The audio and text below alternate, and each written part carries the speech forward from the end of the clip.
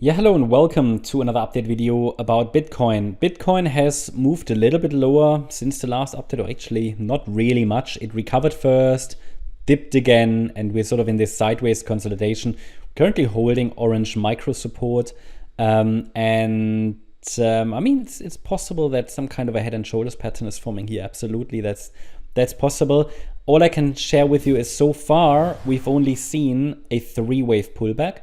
So the situation that I discussed in the last video is unchanged. It requires a break below 61,860. So that's what I'd like to see for an initial indication that this at least the B-wave pullback on the daily chart that we discussed in the previous video is unfolding. Talking about this one here, yeah. At least the B-wave pullback or something more bearish, but it takes a break below 61,800 to suggest that this is playing out, or just a 5-wave move down. At the moment, it's in 3 waves. And I've shared already earlier today on Discord how such a 5-wave move down would look like and why is this important. So why would a 5-wave move down be a signal that we've actually topped in at least put a substantial top in place, and then the focus can shift to this larger support region. If you're interested in understanding how this all fits together, check out the previous video. I covered the daily chart. I don't want to do that again. I did that in the previous video. We'll do that tomorrow again. But if the pullback is corrective, obviously it would set the stage for higher prices.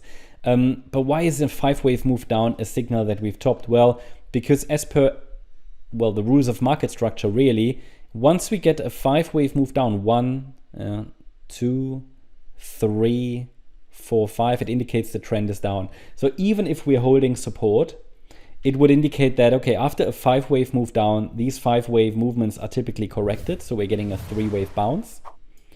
Should form a lower high then, and then another 5-wave move down. So that would be an indication we've topped. And that would be the 5-3-5 move that could send us into this region here. 5 down, 3 up, 5 down.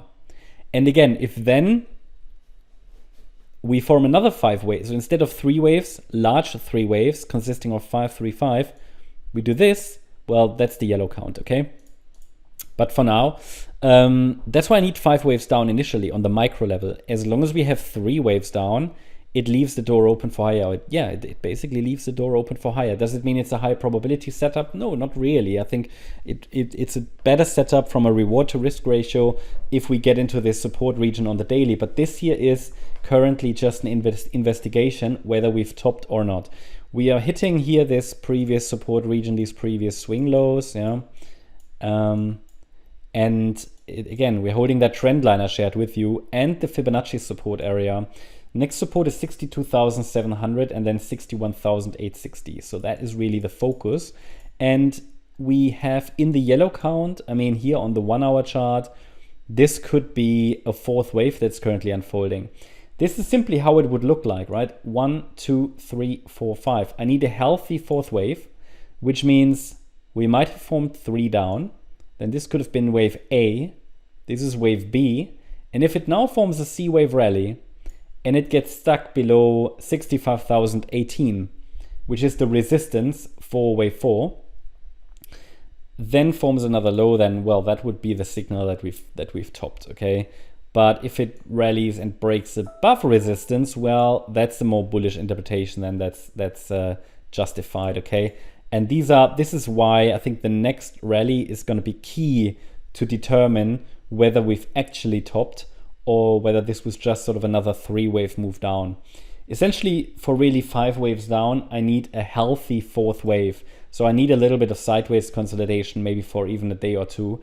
And yeah, the next rally will be key. So pay attention to this resistance area. It's still the same as in the last video. It's not changed at all. It's between 64,360 and 65,018. And bear in mind that 5th wave down doesn't necessarily need to break below support. If it's 5 waves, it's quite clear.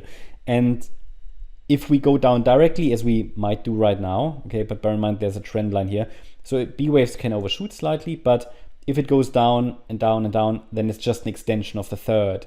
So it would not be a 5-wave move yet. I want to see another leg up for a clearer wave 4.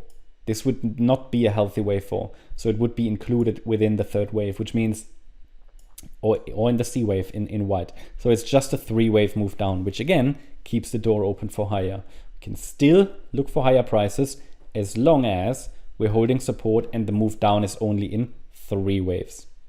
But if it's wave 4 in the white count, then ideally it should hold 62,700, because yes, while it could test the golden ratio level technically, because it's all that messy diagonal, a break, or let's say a sustained break below the 50% retracement is typically weak, indicating weakness. So that's the update about Bitcoin. Hope you liked the update. If you did, please hit the like button, leave a comment and subscribe. And if you really like the content, then please check out the channel membership. Also make sure that you follow us on Instagram and Twitter for additional content. Thanks a lot for watching. Bye-bye.